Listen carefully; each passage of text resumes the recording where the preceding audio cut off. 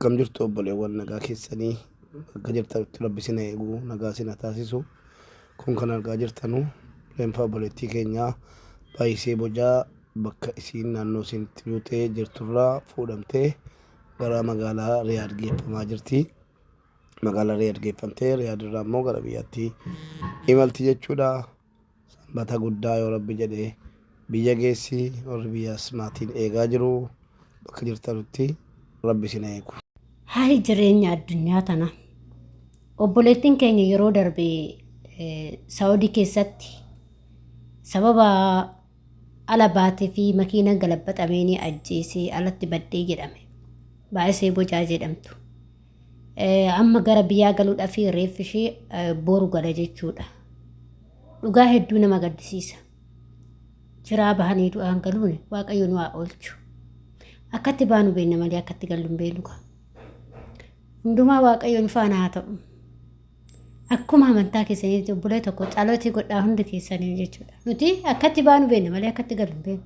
Ilmi namaa kun gaafa bahu hundumtuu hin dalaganna jennee baana. Kanas nu biraa ijoolleen dhabamanii meeqatu jiru? Ijoolleen nu biraa boqotan meeqatu jiru? Ijoolleen har'a immoo haga isaanii boqotanii dhageenya isaanii boqotanii bakka isaanii bu'an meeqatu jira? Hashamaa akkam jirtu hordoftoota kabajamtoota chaanaala kootii kan biyya keessaa kan biyya alaa bakka jirtanitti nageenyi Waaqayyo isin haa baay'atu. Akkam jirtu? Ani obboleettiin keessan nagaa guutuun qabaa galata Waaqayyo isiniin jecha. Egaa hordoftoota koo hedduutu akka nama gaddisiisa. Micayyoon kun akkuma beekamu baay'isee bocaa jedhamti.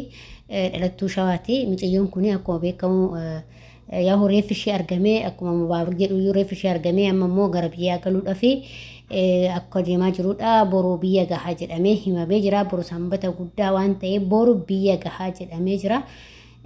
Waaqayyoon lubbuu ishee haa maaru akkasuma immoo firoottanii fi maatii isheetiif Waaqayyo jajjabina haa kennu. Obsa isaa kennuu fi maal godhu ilmi namaa akkatti bahu beekaman akkatti galuu hin beeknu. Hunduma keenya wajjin Waaqayyo nu wajji yaa ta'u. Isiniin jedha hordoftoota kiyyaa hedduu akka na gaddisiise jechuudha. Maaliif aksheenis akkuma anaata akkuma siinnan dalagadhetti carraa isheetis akka na godhe malee jechuudha. Wanti carraa namaa godhe immoo waan godheef beeka. Wanna godhame immoo amiin jedhanii fudhachuudha malee wanti Waaqayyotti dannan tokko hin jiru jechuudha. Kanaaf akkuma amantaa keessanitti hundumti keessanuu calootii godhaa. Dhugaa rabbi nuti hundumti keenya akkatti baanu hin beeknu boru waan nurra gahu hin beeknu calootii godhadhaa. Waaqayyo sunichi haa ta'u inni sinduukaa haa ta'u inni kan nagaa nu baase nagaan biyya keenyatti nu haa galchu maatii keenyatti firoottan keenyatti akkasuma wanuma hunda keenyatti nu haa galchu isiniin jedha hordoftoota kiyya hedduu nama gaddisiisa. Maal godhuree akkanuma kaa guyyaan isheen namaan dhuftu qaxaroo qabattee siin dhuftu duutii akkasuma immoo beekteti miti guyyaa qabattee yookiin guyyaa akkanaa ji'a akkanaan du'aa miti hin beekamu jechuudha. Kanaaf immoo kan Waaqayyo godhe immoo amiin jedhanii fudhatan malee wanti Waaqayyotti dallalan tokko hin jiru jechuudha. Kanaaf obboleewwan koo hundumti keessanuu calootii walii godhadhaa du'aayii walii godhaa. Inni addunyaan tun ergisaadha. Garuu addunyaa ergisaa kanarratti yeroo baay'ee nuti wal jibbinee wal finnee amantaadhaan kutaadhaan gandaan wal qoonna jechuudha. Kan daqiiqaa fi sekendii takkatti wal biraa deemnuufi jechuudha. Maaliif hin beekamu kaabay guyyaan nu caafamee jiru guyyaan nu barraa'ee jiru jechuudha. Guyyuma keenya guyyaan keenya yoo nu ga'e deemudha malee nuti waan guyyaa keenya beeknu miti qophoo guyyaa kan beekan ta'eetii du'a sana qophaa'anii eegan jechuudha. Qopheeffattee dheedde jechuudha. Garuu guyyaa isheen beeknu. Kanaaf obboleewwan koo wanni jibbinaa wal ifatinaa wal nyaatinaa amantaadhaan kutaadhaan gandaan wal hin qoodinaa. Homaa hundumti ilma namaatu addunyaa kanarratti kanaaf tokko hin jiru. Ati beellas qabaadhu, ati fooqis qabaadhu, ati waan feete qabaadhu, makiinaa feete qabaadhu, birrii feete qabaadhu. Hundi keenya wal ga'iitti bakkuma tokko jechuudha. Bakkuma tokko garuu immoo bakka tokko ta'ee akkuma ati waan gaarii hojjettetti Waaqayyoon gaarummaa isaa simata jechuudha.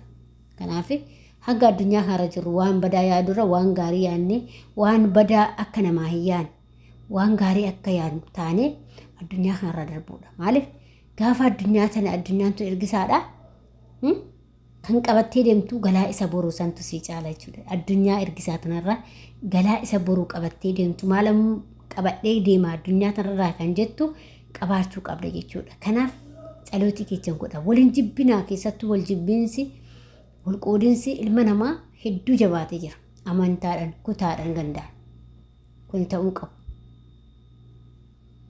Adaraa obboloota koo waaqayyo si duukaa ta'u hunduba keenya duukaa ta'u. Hedduu na gaddisiise kan micayyoo kana nan nyaadha jettee osoo haala kanaaf obboloota koo ol jibbuu dhiistanii tsalootii walii godhaa hanguma akkuma amantaa qabdanii tsalootii keessa walii godhaa waaqayyo si duukaa ta'u.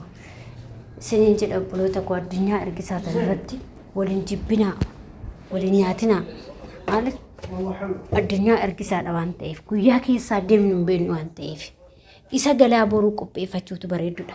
Wal jibbinee wal ifannee akka waan kun addunyaa tana dhuunfannuutti keessattuu gara miidiyaa kanaan hedduutu akka wal cinqina jechuudha. Maaliif beektanii akka waan addunyaa tana dhuunfannuutti waan hamaa waan badaa fa'aa walii yaadna jechuudha. Kun immoo hin barbaachisu. Dhugaa waaqa isin jedha. Kanaaf obboloota koo akkuma amantaa keessanii qabdanitti hundi keessaniyyuu kadhannaa keessanii godhadhaa. Kadhannaa kan caalu tokkoyyuu hin jiru addunyaa kanarra jechuudha. Maaliif gaafa kadhannaa kee kadhatte isatu waa hunduma sii gochuu danda'a jechuudha. Amantaa keeti jechuudha. Garuu nuti amantaadhaan kutaa wal qoonee wal arrabsaa oolla. Arrabni sun akka maal akka ta'e garuu hin beeknu jechuudha. Kanaaf adaraa keessa waaqayyo sinutti yaa ta'u. Isiniin jedha hordoftoota kiyyaa ilmi namaa kun akkatti ba'u malee akkatti galu hin beeku. Hundumti keenyayyuu ati isaanis kanaaf immoo kadhannaa walii godhaa. Du'aa walii godhadhaa. Akkuma amantaa keessaniiti. Amantaa feete hordofi. Mirga qabama amantaa feete hordofuun jechuudha. Maaliif kan barbaade abbaa waan barbaadetti amanu amantaa walii kabajnee jira. Namni keessattuu ijoolleen Itoophiyaa amantaa baay'eetu Itoophiyaa keenya keessa jira. Waliif kabajee jiraata. Garuu warruma miidiyaa kanatu amantaa walii xiqqeessaa oola malee. Akkas isiniin jedha ani hunduma keessa isiniin jaaladha. Ana rabbo waaqayyo koo isin jaallatu. Isiniin jedha hordoftoota kiyyaa kabajamtoota kiyyaa. Obboleettii kana ka waaqayyoon lubbuu isheetis nuuf amaaru maatii isheetii fi firoottan ishee jajjabina haa kennuu fi maal godhure yoo guyyaan geechi addunyaa kanarraa hundumti ilma namaatu deema garuu duuti biyya ormaatu lama du'uudha malee.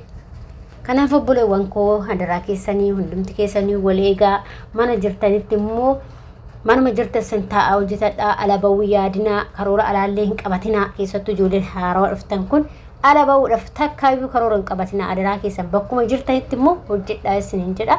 Kun dhaamsa kootii isiniin jedha hordoftoota tiyya. Maaliif bakkuma hojjettu kanatti yoo xiqqishuma tanaa hojjette boru guddaarra ga'uu dandeessaa jechuudha. Kanaaf adaraa keessan hundumti keessaniyyuu waaqayyo isin wajjin yaa ta'u. Hedduu takka na gaddisiise hedduuti micayyoo kanaallee hedduu nama gaddisiisa. Wanti bara kanaa keessattuu jechuudha. Akkas isiniin jedha hordoftoota kiyyaa adaraa keessan waliin keessumaa waliin nyaatina akka waan addunyaa tana dhuunfattanii waliin nyaatina. Amantaadhaan kutaadha walitti kaatanii waliin nyaatina rabbi. Dhugaa waaqayyo jechuudha. Hangamuu hin jiraannu addunyaa tana. Hangamuu hin jiraannu daqiiqaa sekendii takkatti kan wal biraa deemu. Micayyoo deengada duuteen agartan. Qananii jechuudha. Sekendii takka keessatti micayyoo san dhabne jechuudha. Hedduu nama gaddisiisa.